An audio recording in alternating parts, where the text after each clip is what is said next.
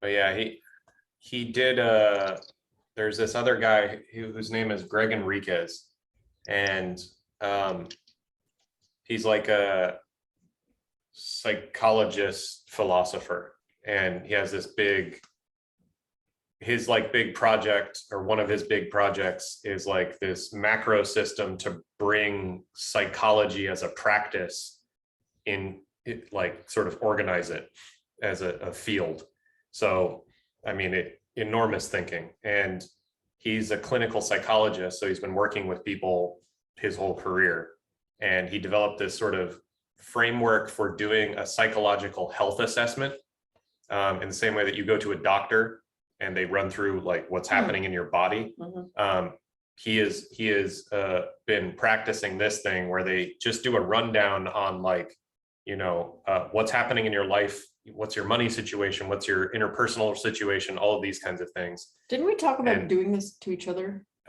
Maybe. So Layman Pascal is like, okay, do it to give me the thing. And then they recorded it for like 2 hours, and they go into every pocket of his life. And he's fine with it because, he's like pretty open. But one of the things that he does substance wise is he drinks whiskey, I think, all day, just sips, just whiskey. And that's it. That's his base state, and it works for him. So it was interesting. What do you drink? Yeah, I was thinking about probably switching to whiskey. I don't know, for whatever reason, IPA type of beer always bring me back to the good times of my life. So whenever the first sip kind of brings you back to some very nice mindset. Then I would switch to gin. But beer is so heavy, so you can't do more than a bottle or two. Then you just feel, ugh. But whiskey would have been nice, actually. The issue with gin is that you always need to mix it with tonic, and a tonic becomes an issue, and an ice perhaps. But whiskey, you can just drink it without. Yeah. Neat. Do you get drunk, or like what's your practice? Are you trying to get distance from something inside you, and like the alcohol's helping do that, or is it something else? I think I'm just very much incapable of managing emotions. So I usually ignore them until they kind of caught up to me. So drinking, I don't get drunk. I never got drunk to a point that I need to kind of vomit. But I do drink a lot when I drink. I used to have a limit of, let's say, if I just drink one type of alcohol, I could drink 2/3 of a bottle without an issue. But if I switch, then I would notice it. Nowadays, I don't notice. So I don't have that limit even anymore.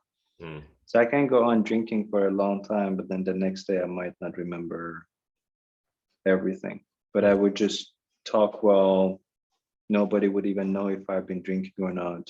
Yeah. That's yeah. But no, for the past few days, it's just been a couple of, let's say, like 6 cocktails daily. This is so fascinating.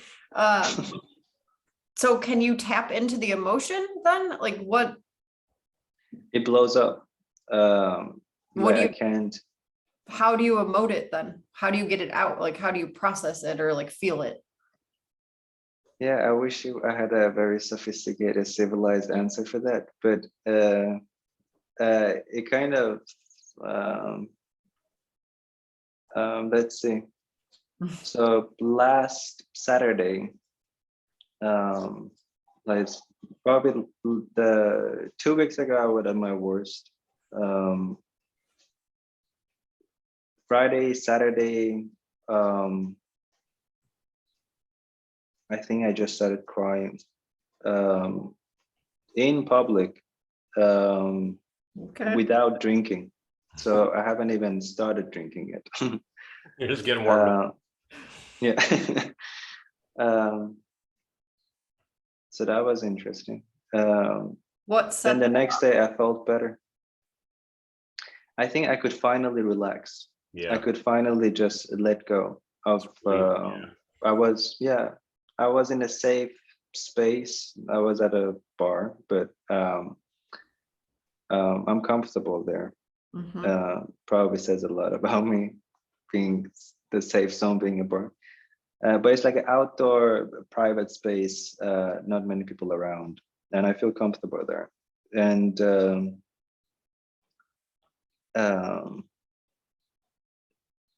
yeah, I mean, thoughts come to mind, and then in the beginning you're kind of not sure about what you're sad about, but then it suddenly becomes very overwhelming. Then the next day you feel like you can manage things. You start planning. I'm gonna do these things daily, meditate, blah blah.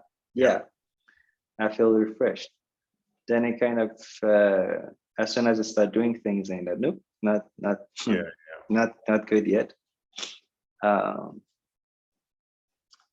And then I like the therapist. I think I had a session with him after 2 weeks or 1 week break on Tuesday, and I go, I have a plan. I'm gonna get a calendar. I just got a calendar, put it on the wall. I'm gonna, for 21 straight days, I'm gonna be very mindful about my thought processes. So as soon as I see it going off track, I will kind of practice awareness and then bring it back to present, and then slowly I can find my way out of this. And he goes, all right, yeah, that could be a good method. What do you think is a main issue? And I'm kind of saying visa is becoming a big problem, and the bank situations are becoming a bigger problem.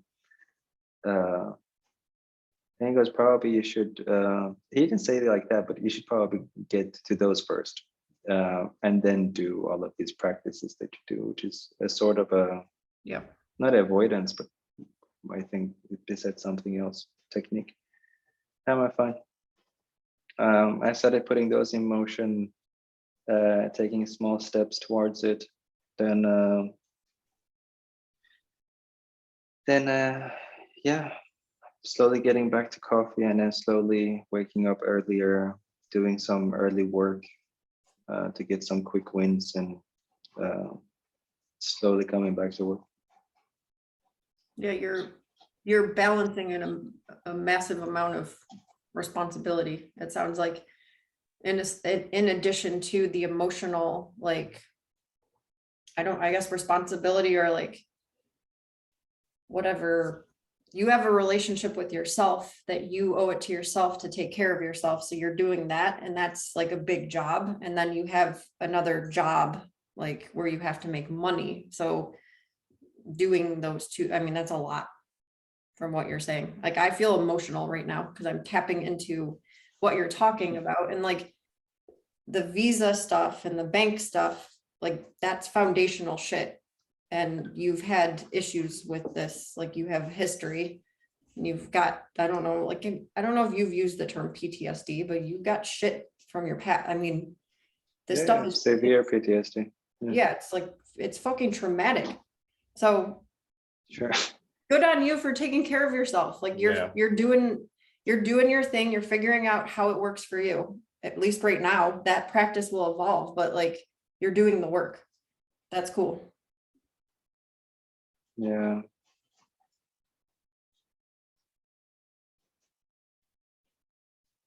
And you kind of, when you go, I'm not rock bottom, but if I would be rock bottom, if I reach there, I would find it much more freeing than where I'm currently at.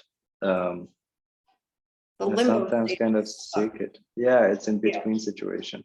I fucking hate it. I know where you're at. I don't have the same like situation exactly, but yeah, just being stuck, it's like limbo. It's like being in purgatory or something. You're not in hell or heaven. Like, I mean, that's a very Christian thing, but you're stuck. Yeah, and like the exact thing you're talking about where you have like thought cycles and things like that. I used to drink to alleviate that for sure, but it wasn't like slow and steady. I was binge drinking like multiple times a week. Yeah, I remember in college, I had a coffee shop job and you'd have to get up in the morning, and sometimes I'd be hungover from drinking the night before. And I remember talking with coworkers. And they were saying, they're like, you're like a totally different person when you're hungover. I was like, yeah, there's no thoughts in my head.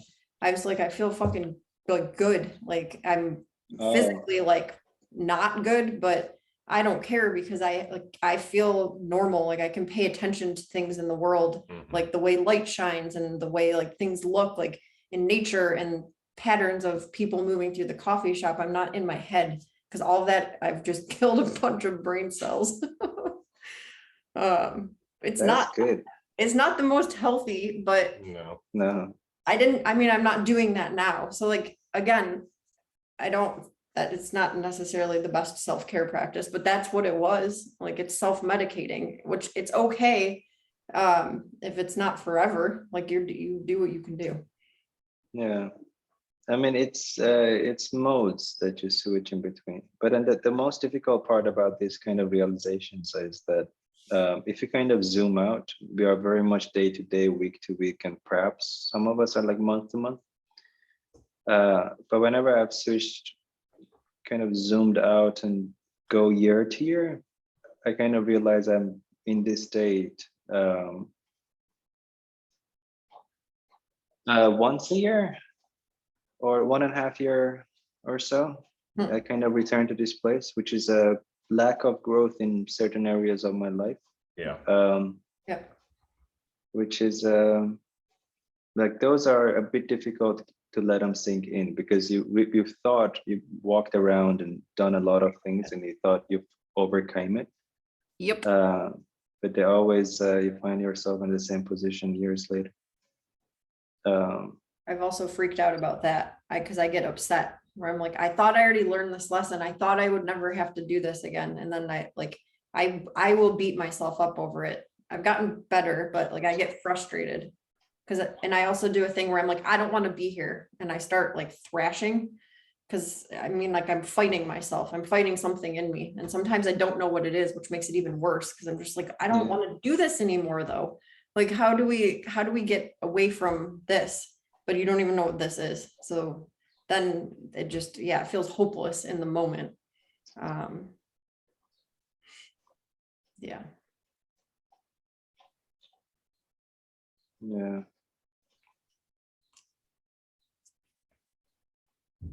But I was talking to a friend about this. They go, are you depressed or are you burned out or like what is this? I'm like, I've never ever identified myself as a depressed person because I've never had that kind of hopelessness. Mine, for me, always tomorrow is bright. That never changed. But for me, it's the frustration of sometimes not feeling as well as I want to feel in the current. But I always know that, in the future, things will be better. But over the past couple of months, things have been difficult. And I can catch up on you. But then they go, what's burnout and what's depression? Interesting. Burnout, most likely you've been doing too much of a work that you don't enjoy doing for way too long for whatever reward, and that reward wasn't big enough for you to kind of get that kick at the end of the thing. And then depression is probably your burnout from living the life that you currently live, and I'm not burn out from that life. It's rather I get into a certain thought patterns that I need to mindfully come out of. Yeah, I've had like for me, I came up with this, I think in Oakland, where depression felt like being stuck in the past, and anxiety felt like being stuck in the future. So for me, it was like trying to find ways to, because I would get depressed with the cyclical stuff when I'd start seeing things, that patterns from my past that are coming back, and I thought I didn't have them anymore. And then it is like a younger part of myself or something that is like trying to grow up, like you said. And that would kind of depress me. Like I need to slow down. I need to take care of that part. I'm going back into my past. Yeah, and if you hang out too long there, it can be depressing. You've got to pull that part of you forward in any way you can, even if it's, I don't know, telling it, I'm not ready right now to help you grow up. I'll come back later. But yeah. Yeah, some of the depression stuff that I've experienced in relation to burnout, it's like if you've been operating at like a high level of stress, and some people like you and me and us, like can do this for a while. It's also, it's like fairly comfortable even, like feeling at a high level of intensity. And you can potentially stay in that state longer than is healthy effectively. And at a certain point, like I think the body is just like, Yeah. fuck you, we're done. Why are And you so staying in that state? Like, what's that state? I mean, I think that's idiosyncratic. I mean, but it might be, you know, it is an altered state, and within there is there are things that like in that level of intensity require attention. And so if you keep yourself occupied, spinning, yeah. then the other stuff can get backburnered. But there's debt, spiritual debt, psychological debt, whatever it is. And you can be piecemealing working with that stuff, like if you have practices within the high stress environment to work with it. But if you have a tendency to bottle it up, or like move towards this higher degrees of stress because you can stay in that state, at a certain point, like the depression is just like your energy reserves drop. And so you can't, like, and some people their low point is like you can't get out of bed. Like I've been there, because my natural low point is used to be extremely low. Like just the thing that you were talking about, like fucking all hope is gone. Like I've only been there like a couple times, but fuck that place. And it's because for years I just kept adding. And at a certain point, it's just like, well, you need to understand what nothing feels like. You know, and so, you know, I couldn't, I'm just in the process now of like re-adding slowly things, you know, in my life. And if I like hit a high level of stress, I mean, being on the road for a year and a half or whatever is like a constant stress inducement. Like every couple of weeks or every month we're leaving again, and like everything gets shuffled, and like we maintained work while doing this or whatever, and I, you know, it's exposure therapy because like it's doses of this, but yeah, anyways, I'm getting walloped right now because we're not doing that anymore. So the shift is like fucking me up. Well, it's also a depression thing. It's slowing things down. Like depression, I think, serves a function in, like, psychologically, it's telling you like you need to slow down because there's something like something's changing, something you need to take notice of, or there's something that in order to see or feel like it's something's trying to present itself or reveal, and you have to slow down to see it. But there's like an immense amount of pain usually associated with that, psychological pain, like emotional shit to deal with. I'm similar to you, Farzad. I have a hard time with the felt sense of that stuff. It's terrifying to me. Like I'm just like, I don't know what to do with it. I don't know. And like, I have not been great at finding ways to process it. So I have a huge debt of it, to use the term you just used. So when it comes out, it feels like this like dark, inky, like kind of like the Spirited Away, like monster. I don't know if you're familiar with that. I'll send you an image. It just feels insatiable, like, and it feels dark too. And I don't know, it's kind of scary because I'm like, what is that? I don't understand how to experience that thing. I don't know. I feel like I've gotten better at it, but I don't know why. I mean, I have think some idea. we have been triggering the shit out of that stuff. Like, Yeah, that's the thing. you're just poking at it, and then like But if processing it, like how have I decided, like I've made a shift in how I process these things. Like I've made an agreement with myself. I mean, definitely like the concept of ecology of practices. Like I have to have movement practice, like yoga and walking, yeah, and journaling for sure. Different styles of journaling.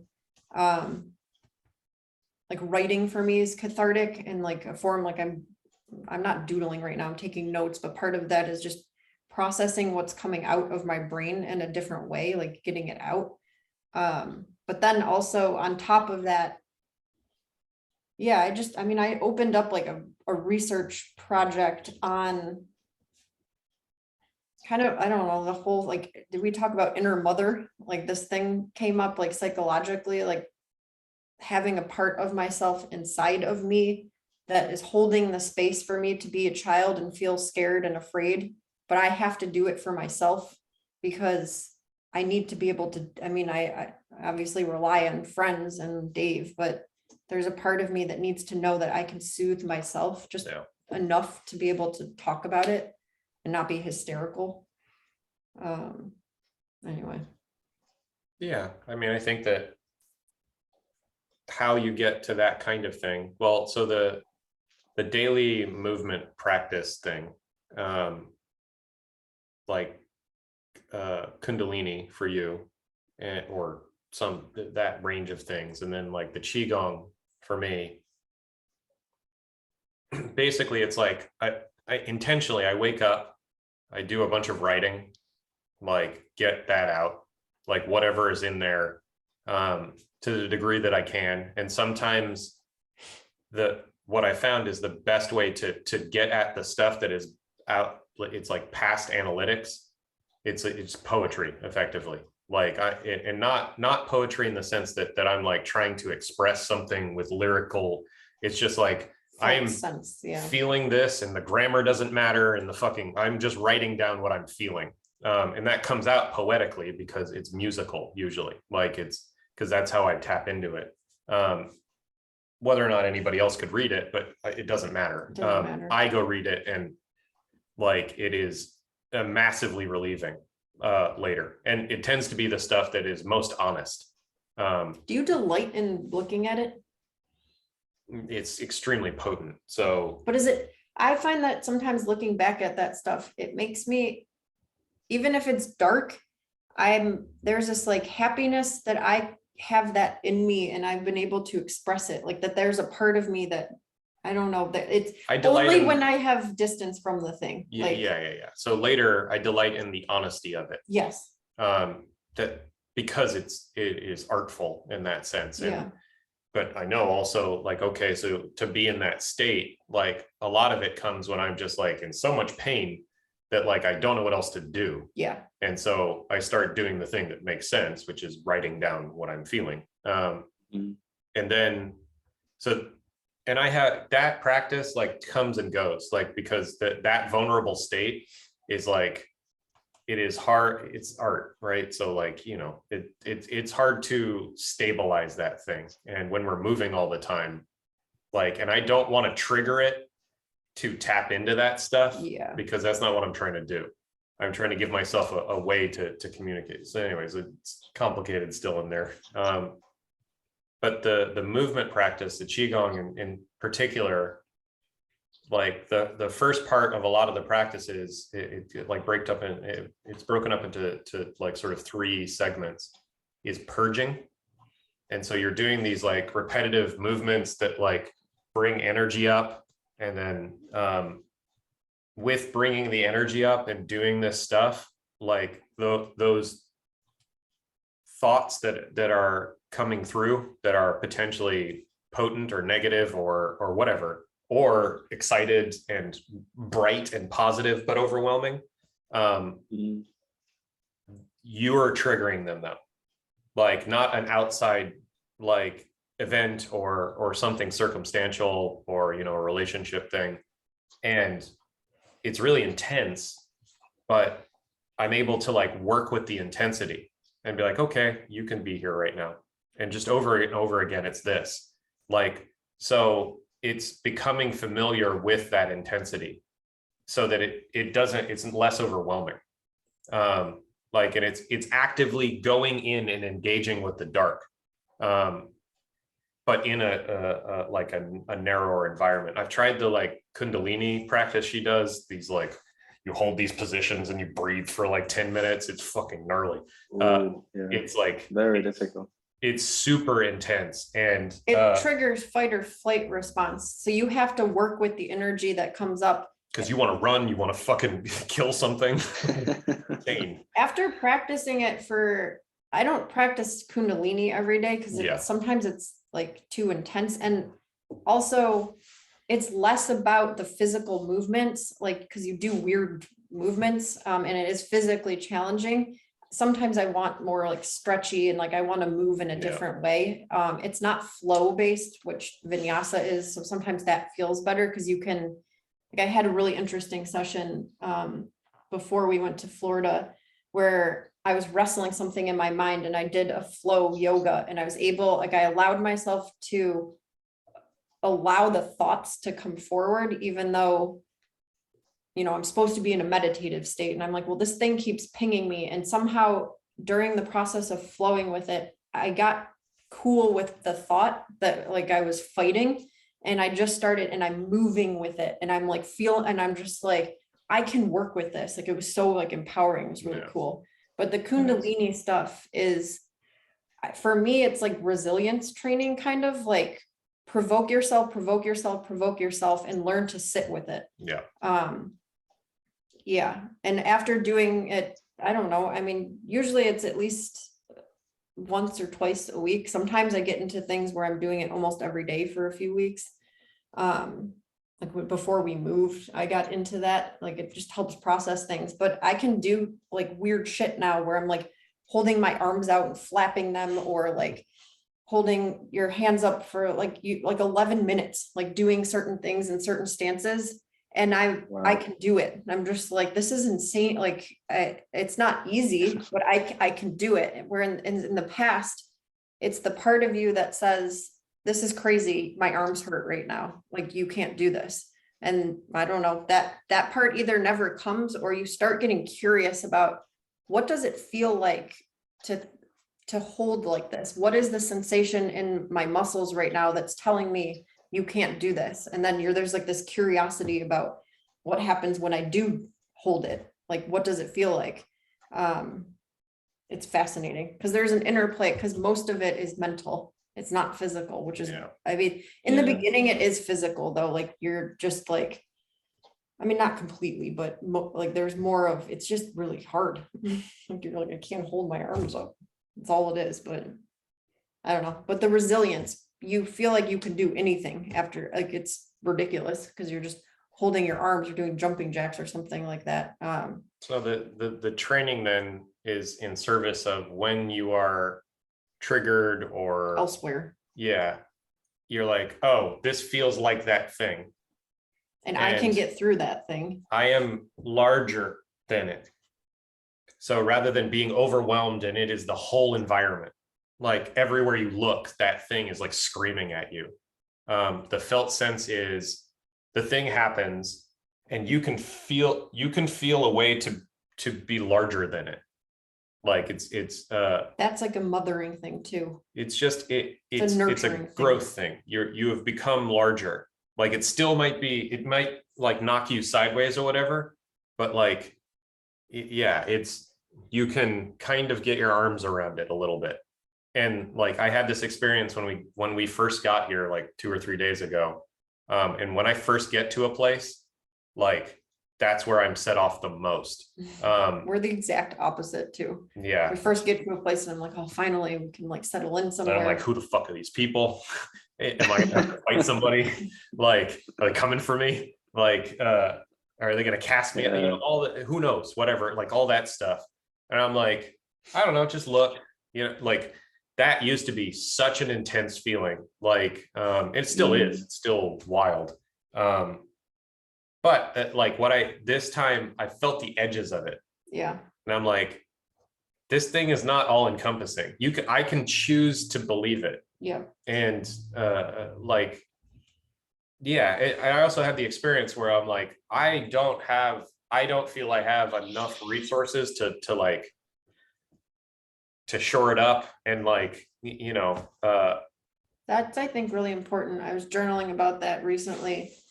Giving yourself permission when you hit something that is super potent and you're like, I can't touch it right now. yeah, Like, I know what it is, like in your case, like it's the visa stuff or it's the bank stuff. Emotionally, I'm not ready to like get into it further than this amount. I'll go deal with like the tangible parts of it, the pragmatics, Yeah. but I'm just not ready. Like, that's okay. Like telling myself that, like, I don't have to, because sometimes I'm not ready. It's just not the right time, or I don't have the skills, and just being able to look the thing in the eye and being like, I'll take care of you later. It's, you know, because we've got our like rat's nests of like. I tend to make agreements with this stuff though. Like, I'm going to set it down right now, Yes. or I'm going to do an escapist thing. Like, I'm going to take some weed and like, we're going to slow it down or drink or whatever it is. But the agreement is that I'm going to pick this up. Yeah. So is the thing that I'm doing right now going to make it harder for me to pick it up tomorrow? If yes, then like balance it, right? Like, take a little less, because you're still in relationship with future you. And so like, we have to have agreements that future me is going to be like, thanks for setting me up this way. Like, you know, that in the ideal case, like you've done a bunch of stuff and future you has it easy, right? But that's not always possible. Like, you can't like overspend in the present so that future you is stoked. Like, Yeah. because there's Balancing continuity here. So the more that I can fall in line with the continuity of self over that like time spread, the better things tend to work. But sometimes in the present, I'm just like, oh, this is too much. Like, fuck it, I'm checking out. You know, and then I try. There's always the like, I don't let go of the like, what is a healthier thing that we could do right now? Like, I don't beat myself up about it. Like, have you tried going to do a qigong thing, or going for a walk, or like writing something, or like listening to music, or whatever it is, like, you know, and then, or whatever, making art or something like this. Like, I've got a whole slew of things that I can give a shot. And so like, I try to keep myself in a state wherever possible where I'll go try one of those things. Because the effort of trying to give myself room to express the thing is sometimes enough to give myself the room to like feel the whole thing through. So the frequency of being like knocked out by the thing, like the duration goes down. Yeah. And the number of times that it happens goes down. It still shows up, but like, I can work with it. I can dance with it a little bit better. So I don't know, like right now I'm like I'm in a pretty like I'm as roughed up as I've been in a while, but like, I'm fine generally. Like, I think it's good to talk about too. Yeah. Like, to the extent you can, because I was going through some stuff, like talking about it like we are now is like with friends. And then if you have a partner, with your partner, sure. But like, for some reason, socializing it, airing it. And I found I don't have to share everything. It's like figuring out what level, again, that I'm comfortable with. And it can be high level, and most people understand because they've had some experience. So it feels validating and then socially connected when people are like, oh, I see what you're saying, like that must be frustrating or that's hard, even if it's not, they don't know the whole of it. There's a small amount of being seen and heard that feels so good. Like, I'm like, okay, it's like, I'm not the only one. I'm not alone. I can put it down now. I can be present with these people. Like they're seeing me. I think that's been healthy for me too. So you're feeling roughed up. I mean, it'll likely pass in a few days, but I don't know. Like the initial like anxiety of like being in a new place or whatever it is will pass. There's also like compounded like heat makes me feel insane. And so I've been working with that. Like I'll like, one of the things I'll do in the workout stuff is like get myself really overheated, and it makes me so fucking angry.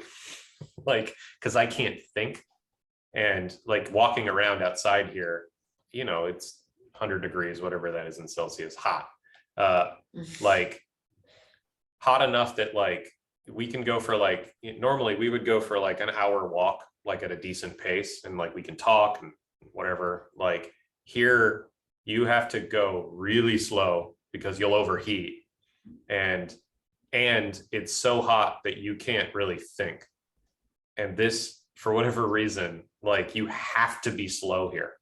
Like, because you go fast, you overheat, then everything feels like shit, then you can't cool down, all this stuff. It's just like a constant like patience inducer. And then before I would just push through it and just get hot and fucking pissed and like then be like, why the hell is it like this? And I hate this place. And none of that works. Like, so anyways, you know, I'm testing that thing, like, got to get out, got to walk, got to keep moving, because like I just stay in air conditioning all the time, and like, you know, it's the thing will deteriorate, and you need to be outside in the place that you live, because that's part of being in the place that you live, for me at least. So I don't know, like, do you have a thing with heat? Isn't it hot as fuck in Bangkok? I mean, I have some weird frustrations over seemingly small stuff. But, yeah, heat. Yeah, so we are building this space for complement there, and there's no aircon, and then there's no wind, there's nothing. So as soon as you enter the space and you stay there more than 5 minutes, I stay there, I just get very, very upset. So I just want to go like, that looks okay, that needs to be redone, blah, blah, and I just jump out. But if they don't let me jump out soon enough, I'll get upset, and then I just act like a jerk. But yeah, I mean, I like how the control of it over how you kind of engage with the thoughts are very interesting. Because for me, most of the therapy sessions is just I'm saying something and I'm stating things as facts. I'm like, this is how it is. This is, but it's just how you feel about things. The belief. Yeah. Which shouldn't be. Like, if there is a belief, you would be able to kind of place it wherever, like position it wherever, however you like it. So I'm saying to the doctor, I go,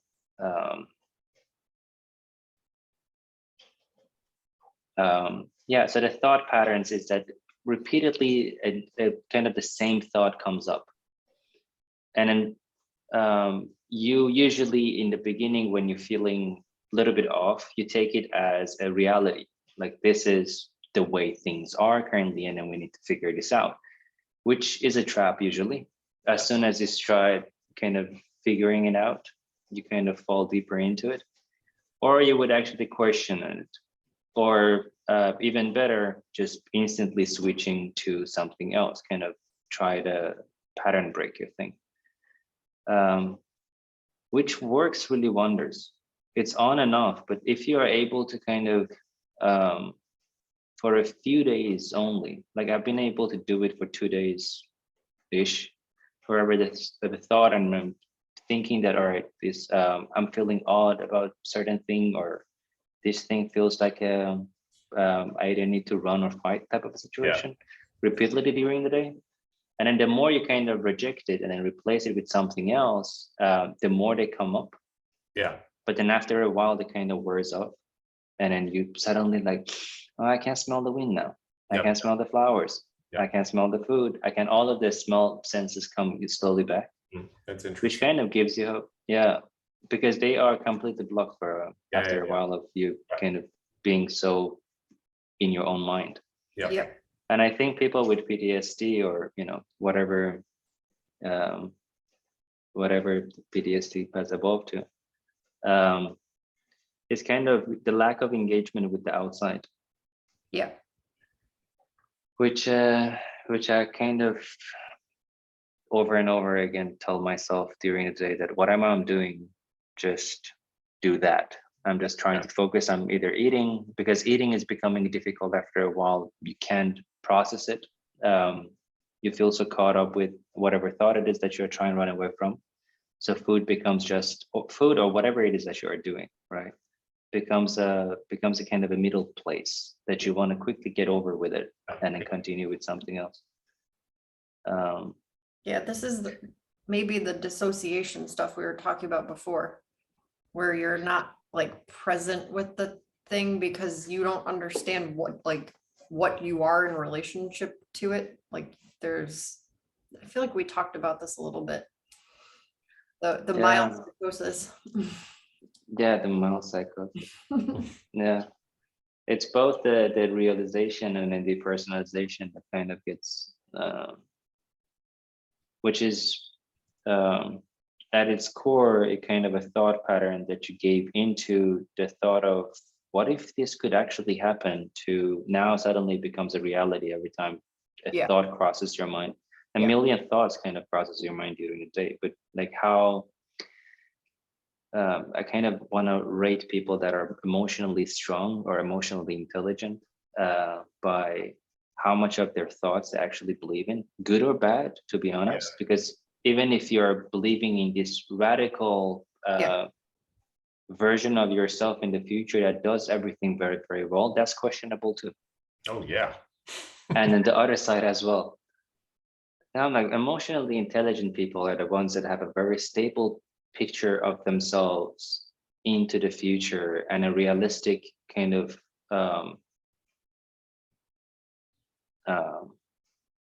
version of themselves in the past that matches what actually happened. They're not like overthinking it, making it worse than it was, or better than it was. You know, good for them, but worse than it was.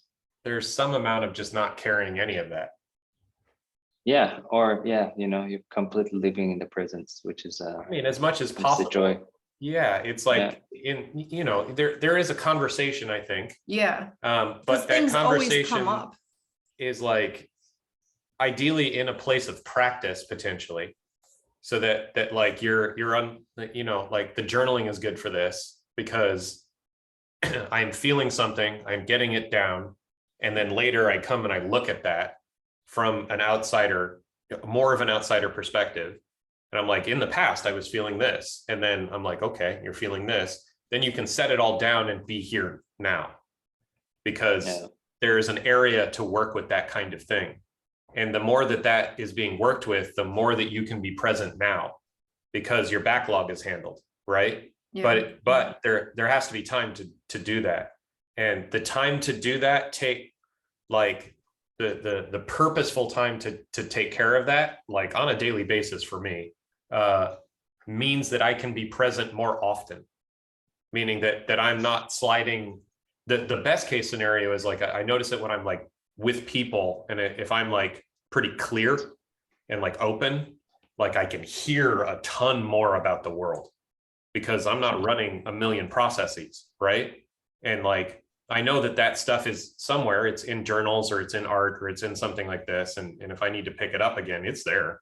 Like and so like when certain types of things are pinging me, this doesn't always work, but like, I'm like, well, it'll come back.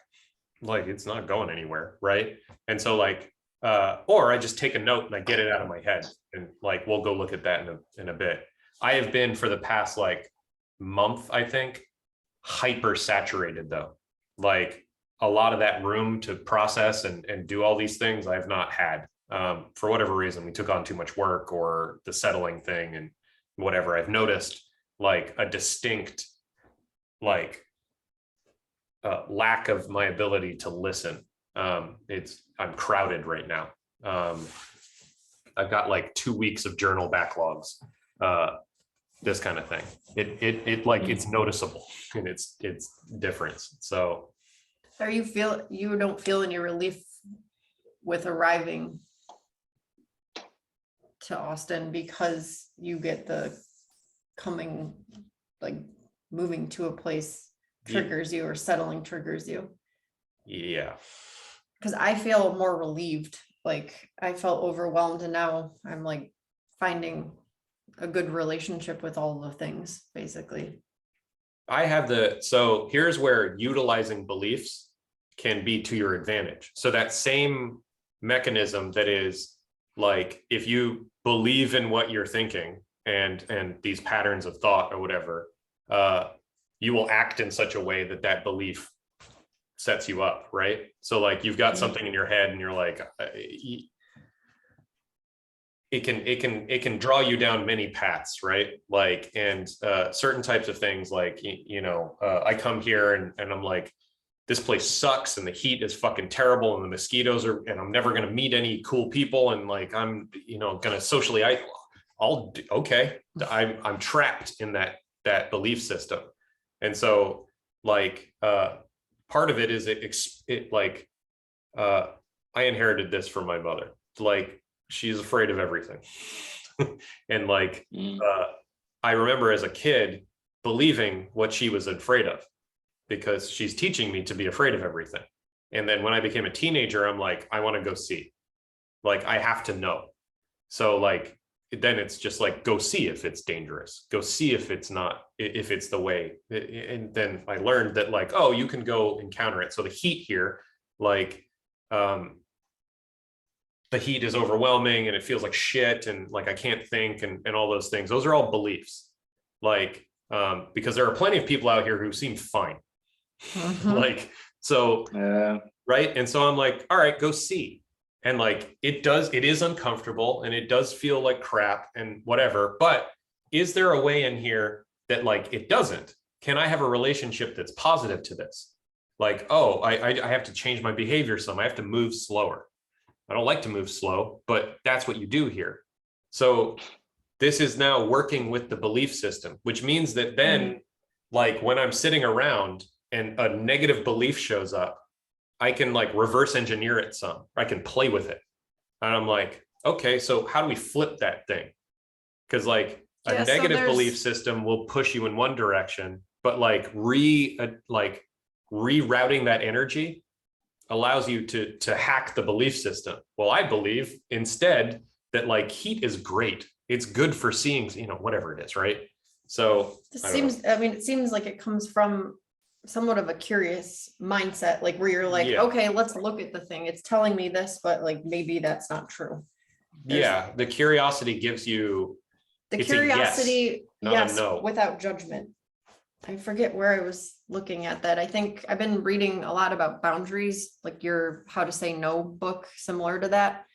And mine in relationship to narcissistic characters in your life, potentially parents and people who don't know how to set boundaries. So they're like in your shit more than you want them to be. And I don't know, for me, I learned at a young age to let people in big time and like, so if I have to set a boundary, I'm like super judgmental against like, oh, you can't do that. You're not allowed to do that. Like telling myself that. But if I can check the judgment and be curious about why it's uncomfortable, and then this translates to anything.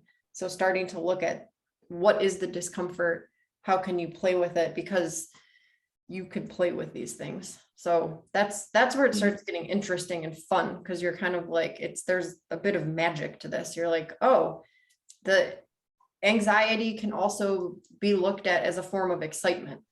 And then you can sort of play, like there's like a valence, like a sort of setting on emotions where you're like, well, what if I experience it a different way? What if I like put on the the outfit that instead of anxiety as a negative thing, it's anxiety as a positive thing because I'm excited. And then it just changed. You're like, oh, that's a shift. Like that kind of makes sense. How can I play with in that field of play instead of the anxiety as fear state? Yeah. Sometimes it works, sometimes it doesn't. But getting to play with that comes from a place of not judging, like allowing yourself to be open to the possibility that it's different than how you think it is. Yeah, beliefs are malleable. So you can respond to them in a bunch of different ways. Like for every mental state that you have, there are an infinite amount of response. Like you can have a million stances, right? But like they're all some of them are adjacently possible, some aren't. Like, you know, if you're in like a deep fear state and you're like crouched down or whatever it is, just like loosening up a little might be where you're getting. But like the more that it's a meta skill too, the more that like you encounter these things and they don't overwhelm you, the more that you can tolerate. I think there's levels of these things because like, yeah, if there's a backlog, if you have a high debt and it's caught up to you and you need to take a break from work, like you have to go, something needs to come out. Yeah. During those times, it's harder to play with that stuff. I mean, practicing non-judgment is good because whatever needs to come out, it needs to come out and you need to make room for it and you need to let it do what it needs to do. Yeah. Those I feel like are, I don't know what the word is, but it's like super heightened. It's harder to play with things then you're more in just channel it, let it come. Yeah. I mean, it's nice to have somebody to work these things with. Mm-hmm. But I tend to kind of push everything away as soon as I realize, well, I don't know what's actually going on. Just let me first figure it out, then I can communicate it. But in the therapist,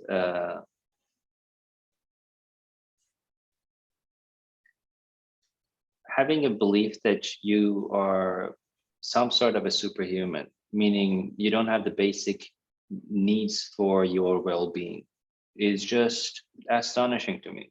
Like simple needs that you for some reason ignore for a very long period of time, thinking that's not much. I've probably handled much worse in the past. Yeah. I can get over it. You've handled those things in the past, but you always came to the same conclusion that it catches up to you, and then it's probably going to block you from going further. For me, it was so difficult to kind of realize that, all right, this is the same thing that I've done in the past. And I thought kind of, I don't know, strong enough to not let these things to override all of the good things that I'm doing. So they should even out at least. I shouldn't feel so drained out of energy that I need to take a break that I have. But like a very basic emotional needs that we tend to sometimes ignore for way too long. Yeah. Because mine is probably one year or something. So what can you change about your relationship to those basic emotional needs? Like what can you introduce, or I guess subtract? Like how do you change? Like what do you, I mean, how do we not have it happen again? Like for you, like have you thought about that? It's the eat the frog situation always, because we have for eat the frog. Yeah, like you start with the most important thing first, and then you go do all of the smaller things that you think you're getting your wins and getting up your energy, working yourself up to kind of managing more difficult things in your life. Rather, you're gonna probably feel much better, much faster if you start from the other end of your list of things that we somehow prioritize, thinking, I don't have enough energy or enough emotional kind of mind space to start managing these heavy work type of tasks.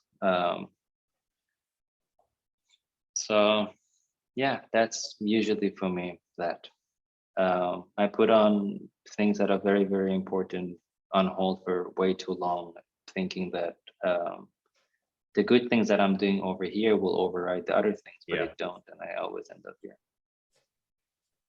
Yeah, I mean, that foundational stuff, if you can get to it sooner, and getting to it Yeah. is like being able to feel into the like overwhelm that comes from having to work with that stuff. Like you get to work with it. Like it's an opportunity to give yourself space to do the other stuff well. Yeah. Fuck, I don't know where it came from, but somebody asked Jeff Bezos what he thinks of stress, given how much things he was handling, and he goes, stress just is I don't know the exact how he put it, but stress just a built-in reminder for you to know you are not doing the things that are important to you. I'm like, that's so simply put true. Because if anything, if you were doing what you were supposed to do, you wouldn't have this stress. You would just feel tired and you would go to bed early or whatever, get rest, exercise, whatever. But if you're feeling stressed or overwhelmed to a degree that is blocking you from doing the simple things in life, Yeah. most likely you are avoiding your important things to do. Which I'm like, yeah, all right, that's manageable. That's not any, this weird thing that I have in my head that I'm dealing with. And all of these things are just kind of distractions that my brain kind of go, you can't solve this problem that is right ahead of you. Let me just imagine a bunch of shit for you to get really drowned in. Yeah, I mean, I've noticed this, like, I am the most creative about coming up with blockbuster projects when I'm super like stressed. I'm like, I got a new one. This one's gonna be amazing.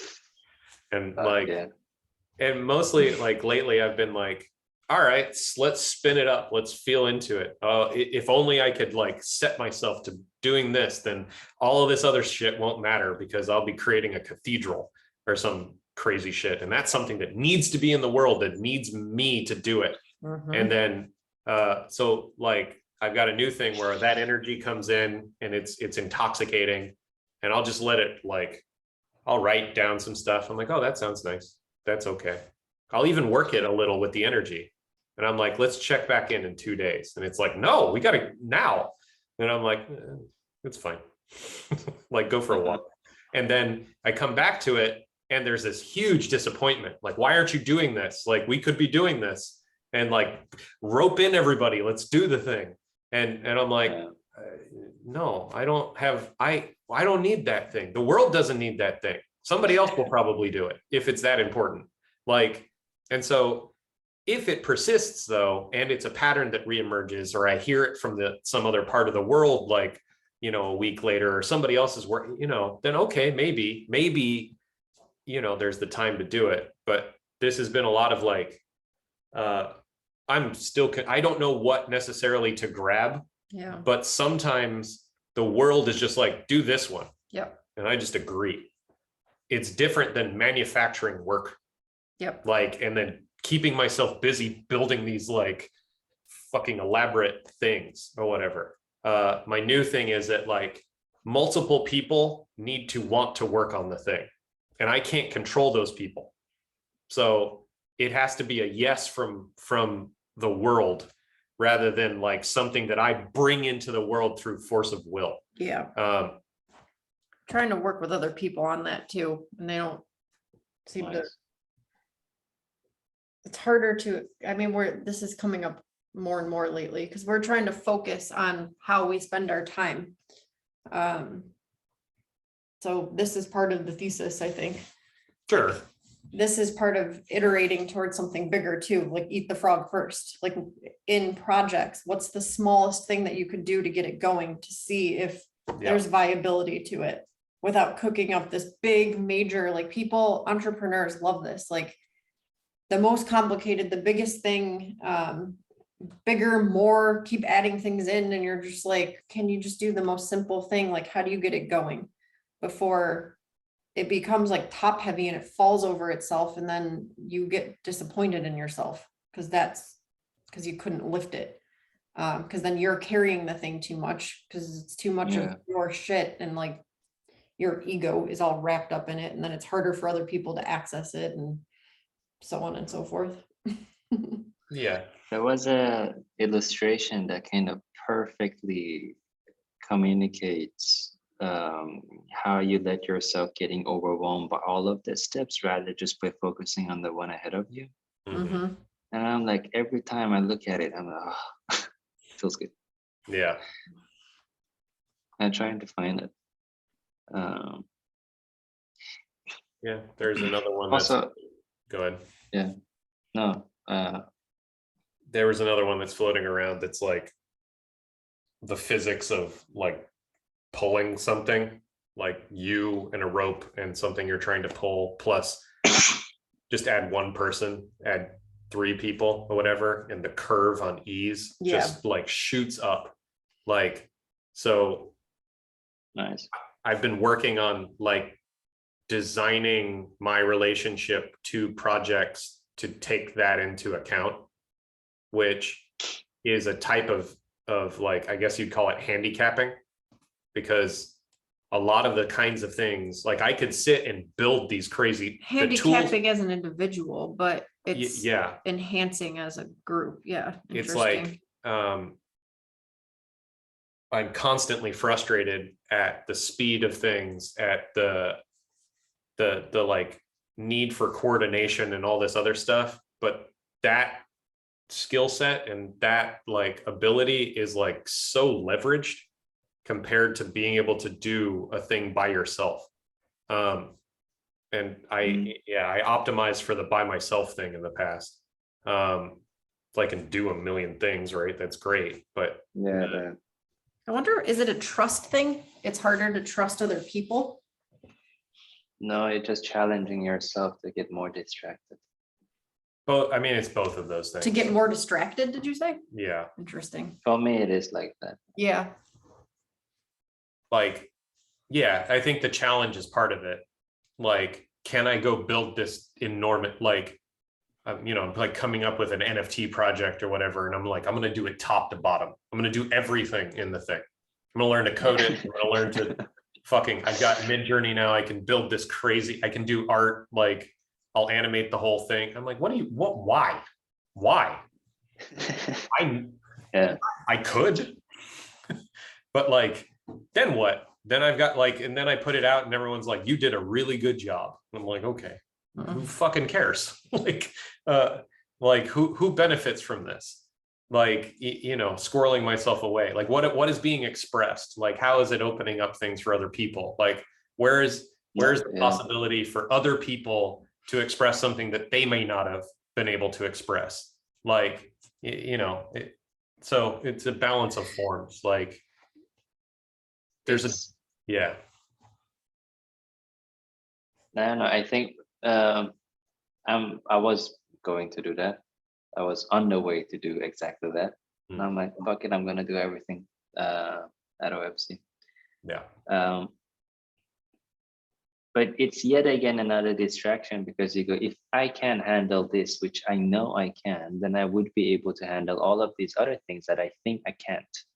Sure. But you kind of building your energy or, you know, confidence at things that you think you are good at, but then you're creating this biggest challenge of all time for yourself, that like, if I prove to myself that I'm able to do this and I pull it off, then I probably can face the things that I think I'm not capable of doing, which in my case putting off facing the things that you're not capable of doing. Yeah, like it's strength training for the future, but it's like so what it is, it like, is it an ignorance of reality? yeah, Yeah. I have a thing right now, and so my back is starting to do weird shit. Like I've been pretty healthy, like compared to a lot of people. Like I haven't had like major like bodily things, but they're starting to show up. And like one of them is my like lower back.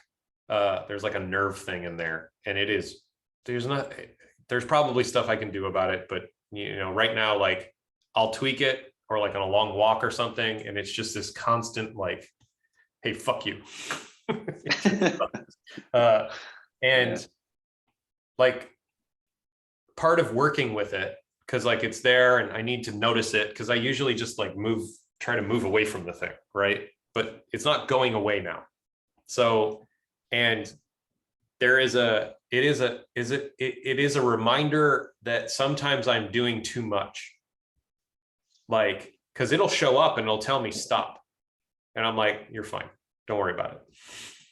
And That's so, the thing. Yeah. right. And so I'm like, if you do this, it will just hurt for a long time and you can bear it. It's not a big deal. Like, but it is irritating and it takes up mental cycles. And so now it's like a little practice where I'm like, where am I doing too much? Where can I do less? Yeah. Like, Yeah. like where can other people like do some stuff here? And then how can I invite them to do this? Because I do know like I can like one of the things that the types of projects that I like to run, they tend to be fun and they tend to give people room to push themselves. And like I have given myself that over and over and over and over again. And like, okay, so is there a way to like expand this out into a field, right? And when I do this, like I notice that like my back hurts less because like I'm doing less. And then I tend to do less in my physical activity because I'm trying a different tact. It's still like shaky and I don't really know what I'm doing. And I'm like Bambi. I'm like falling all over the place. Like, and it's constantly like just fucking like I all the time in my head, I'm like, just grab that, finish it, get it done, move to the next one. And I'm like, we don't do that. Like there's thousands of these things, right? So I don't know. It's like I got to this place too with weightlifting. And my trainer was like, we can get you like crazy strong. I'm like, why? Why? Like, I've been crazy strong. That was nice. It helped in the time of life that I was in. Like, it felt good being like, like I can pick up anything. Who cares? Like now I'm like, I want to work smart. I want to like work with what I've got here. Like I'm probably not going to continuously improve in my strength. Yeah. I'm Yeah. past that point. Plus, there are plenty of other people who are fucking crazy strong. Let them be strong. Like it's good for them. Like I would like to be nimble or adaptable or like fluid or these kinds of things. There are other like more suitable to where I'm at in life abilities. So, but I'm bad at all that stuff. So there's a bunch of like a meta task of being a newcomer or like a newbie, an intern and everything. So, yeah. It's interesting what things we say, nah, it's fine. Oh, no problem. I handle it. And then what things we don't say, that too. You know what I mean? Like the things that we should have said, no, it's not fine. I should just be done with it. Go to a doctor. I don't know, check it out. Yeah. What the back issue is. No, I live with it. Great challenge. Let's see what else I can do while I'm trying to manage this on my own. But then heat can become very overwhelming. Yeah. Crazy.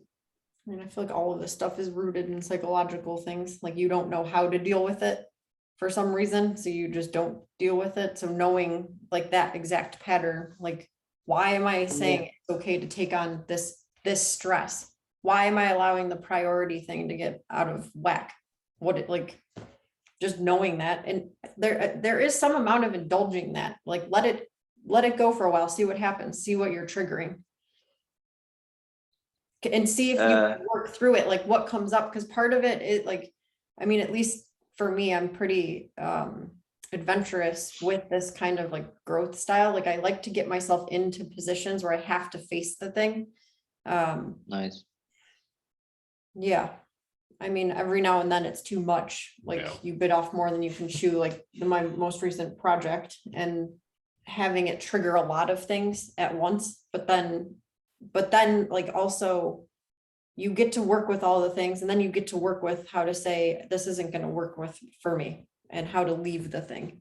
So there's like, I don't know, there's like a bunch of lessons in there that you can draw on, but the meta work, the stepping back and looking at it and working with all the shit that comes up with it is that's another job.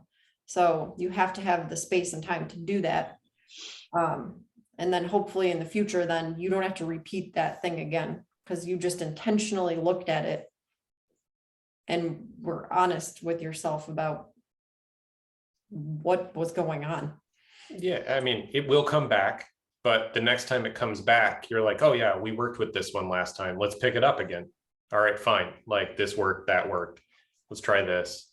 Or you'll find that again, you can get your arms around it or Yep. something. And like, you know that like, okay, for like maybe a few days, like the moving here or whatever, or like the transition thing, I'm like, there's going to be like 3 or 4 days. Like the first day, I'm like, everything is ringing and I'm just like, I don't want to go outside. Like Mhm. all of these kinds of things. I'm like, go outside, you'll be fine. Go fucking encounter the world. And then like in 3 or 4 days, like all of that will come down, right? You'll get some mental cycles back or whatever. So like, just take care of yourself. Like, you know, if there's a diet thing, like focus on eating well, or, you know, whatever it is, right? Like the thing will pass. And then maybe you'll notice like a glimmer of some new insight because I'm not tense. Like I'm not fighting the fucking thing. Like I don't want to feel like this. This fucking sucks. That's true sometimes. Sometimes it's too much. But I'm like, yeah, I know. But like a couple days of this, you're cool. Like just and then that I'm like, all right, I can do that. Yep. And then, but it shortens the thing because I'm not fighting the thing. Like I'm just feeling what's there rather than like feeling what's there and then not wanting to feel what's there, which makes the whole thing fucking 10 times worse. So yeah, but sometimes it's just screaming. I'm like, I'm not going outside. Yeah.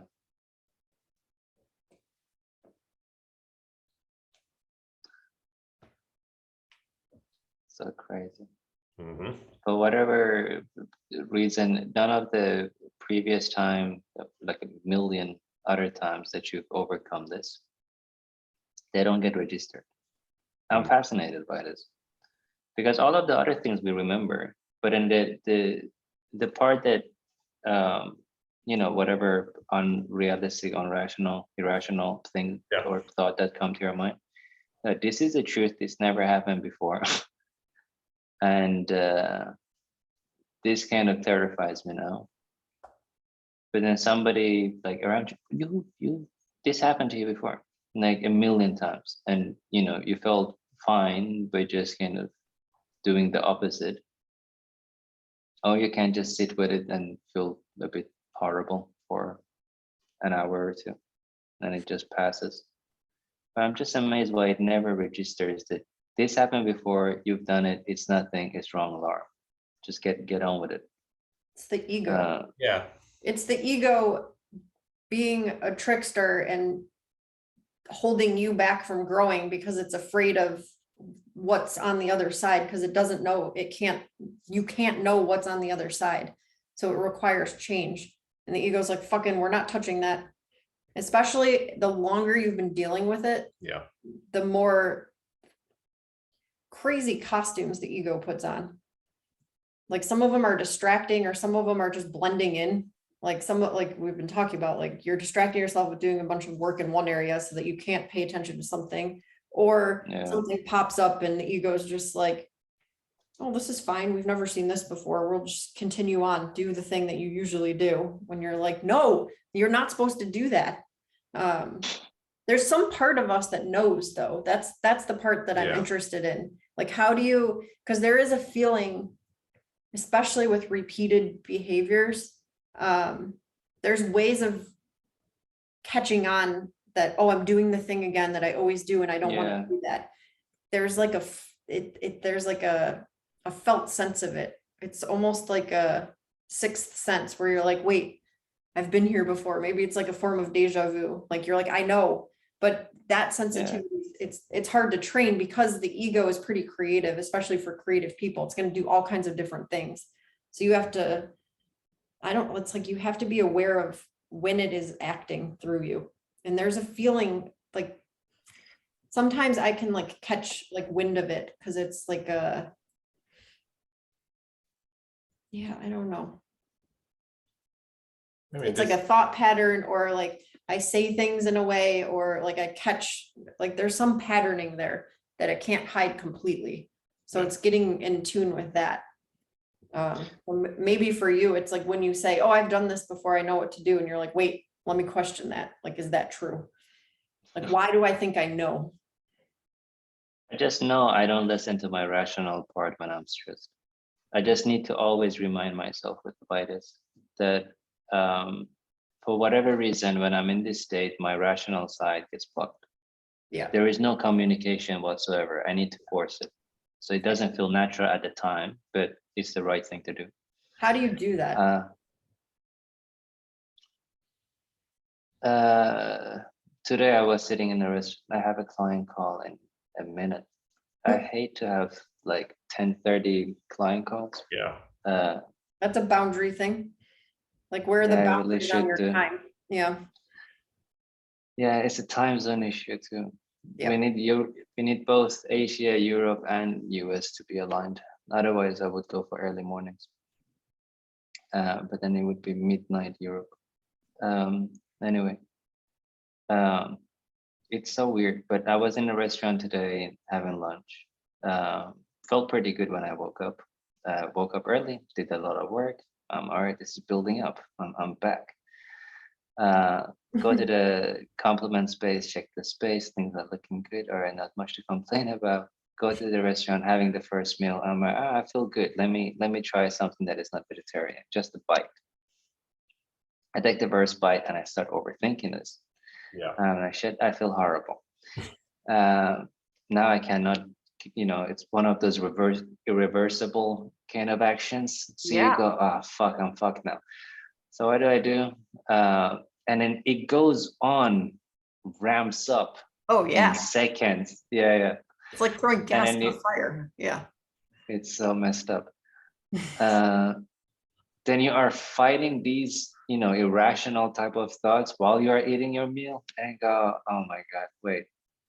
That's not true. I've been here before. I said, I'm going to do this for 7 days. I'm just going to try different thing for 7 days. Yep. Taking it as if this is not true, because it feels like reality when it hits you. Like, I'm just going to go on as if it's not real. Let's see what that happens, because I've never tried that for 7 days straight. I just do that and I kind of suddenly, it's an instant thing. And in an instant you can give in and you can get all caught up into it and have a full-blown attack, or you just in an instant let that go and then you start noticing your senses are coming back. Things are fine. Yep. It's like choosing the path. Yeah. Because once you choose to go down the one where you let the whole thing ramp up, there is a physiological response. And then you're like fight or flight, and then you've got adrenaline and all of that stuff. And that takes so long to come down from. So yeah, if you can, you're like, no, not going to do that. Going to go this way. Yeah. It's a daily thing, but it does wear off. I don't have depersonalization stuff anymore, but just practicing it.